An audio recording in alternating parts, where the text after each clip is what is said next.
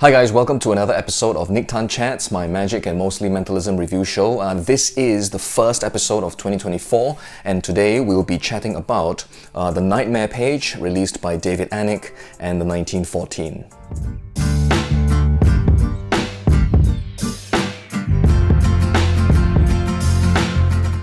So hi again guys, welcome back to the channel. Thanks for showing up, thanks for tuning in, and thanks for spending some time with me today. So this is the first episode of Nique Chats of 2024, and I thought, what better way to begin the year than a review of something from the 1914. So this episode will be chatting about something called the Nightmare Page that is released by David Alnwick. So if David sounds familiar, it's because I have actually reviewed something of his previously, right? Sometime in, I believe in April of 2022, when he released a video that was called, I think, Fringe Mentalism. Okay, so I've previously reviewed that. Interestingly, this particular effect that I'll be chatting about today did actually appear on that project, but I think it's been kind of changed and it's evolved slightly, and I think it's kind of been updated, right, with a couple more features which I think make for a more, robust routine. So what is the Nightmare Page? Well, the Nightmare Page is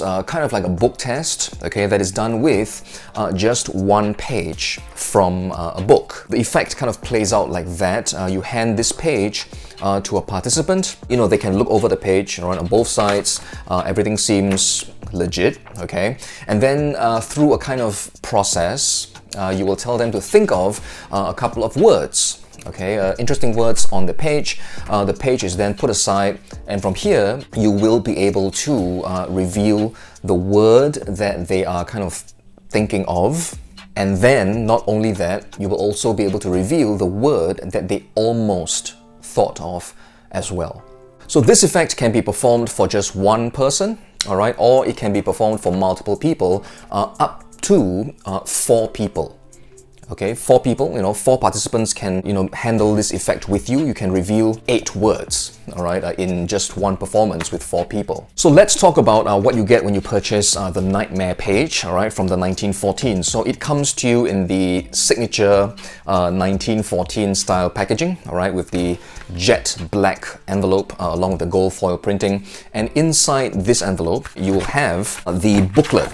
Okay, these are actually the gimmicks, okay, and I'll just kind of conceal the instructional video link. Okay, so I'll talk about the booklet in a while, but along with this booklet, you will also get access to the tutorial videos. Okay, and again, as with most of the 1914 videos, they are broken up into a couple of sections. David will first give you an introduction to the project. He will go over exactly what you receive with your package. There will be a quick studio performance of the effect with D. Christopher, and there will also be a live performance as well for lay people, so you can see exactly how the routine plays out. David will then break down exactly how to perform the routine. He'll give you many tips, and everything is explained really clearly. What I found interesting was also the troubleshooting section, where David explains to you what can go wrong during the routine. And not only does he explain to you, he also demonstrates it by throwing in a performance, all right, of the effect when something doesn't go exactly according to plan. And he shows you how to get out of that as well. So before I talk about the Nightmare Page in some detail, all right, I thought I'd just spend some time just to quickly mention some similar types of routines which I've enjoyed, performing over the years. Okay, so first of all, there is Between the Lines, all right, by Michael Murray.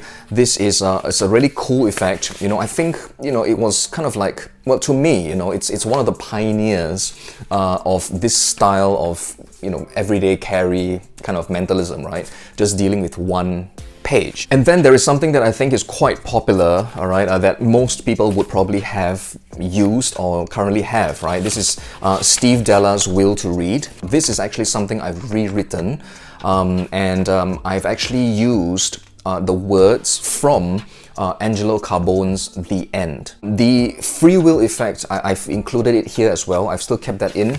It's just that I've kind of changed the words up just to kind of experiment with it. So yeah, I've always enjoyed the visual aspect of using like a torn page from a book, all right, to perform something, okay? And the nightmare page, fits in nicely along that line of thinking as well. So with this booklet, all right, you will get 5 sets, okay, of the page, okay? And I've actually, torn out one to carry with me and to try performing this. So for me, what I've done is I have removed the staples, okay, that I used to bind this booklet together, so the pages open up flat like that, okay? And from here, it's easier, less risky, okay, for me to just kind of tear the pages out and for use, right? Because the last thing you want to do is to kind of have them like this, and then tear them out and then realize that you've accidentally torn into the text, okay? And then, the gaff is ruined, right?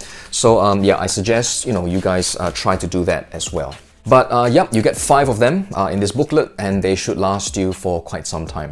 So you know the effect. Let's talk a little bit about the prop itself and maybe a bit of the method as well, okay? Some aspects of the method. So the first thing I'll tell you is that the prop, well, for me, all right, this is just my preference, it's folded into half this way, and then I kind of not fold it into quarters. Okay, as opposed to things like, will to read or between the lines, I'm pretty comfortable folding it up into quarters, and it's easy to just slide this into a wallet of some kind. For the nightmare page, I like to keep it just folded into half. I suppose I can fold it into quarters as well, but I don't know. I just think it makes things, it's hard to explain, but it makes things a little bit neater for me. It's easier to keep track of certain things, okay? But you could just fold it into quarters as well, but for me, I like to keep it just folded into half like that. So when it comes to performing this effect, there will be some memory work involved, okay? Because if you think back to the effect, right, in its most basic form, when you're performing for just one participant, you hand them the page, they look it over, they think of a couple of words, you can reveal a word that they're thinking of, and then you can also reveal a word that they almost thought of as well.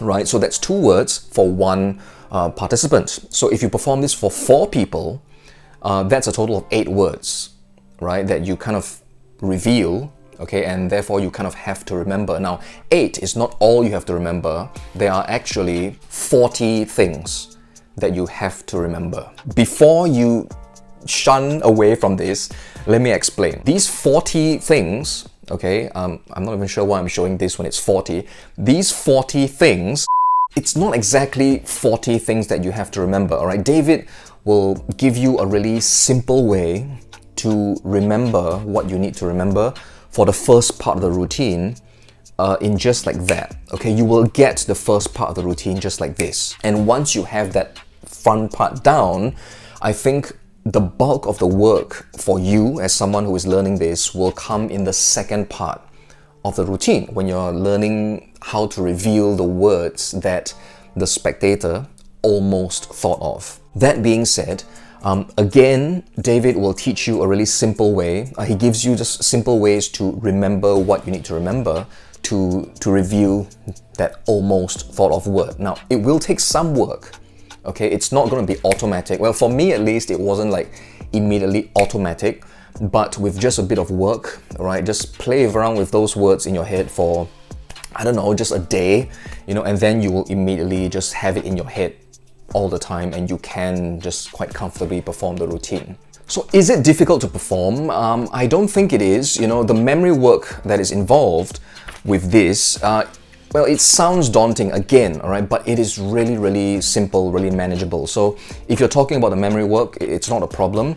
I think the part about, it's difficult to explain, all right, but kind of getting the first part of the information that you need, I think it's fair to say that, will take a little bit of audience management or just being alert. I think, okay? Depends on how blatant you want to be, but if you are alert, and as you develop confidence performing the effect, I believe you can be a bit more free with how you get the information. So that's for one participant. I think it actually gets easier if you perform it for multiple people, okay? Because if you just perform for one, you kind of have to be alert for something.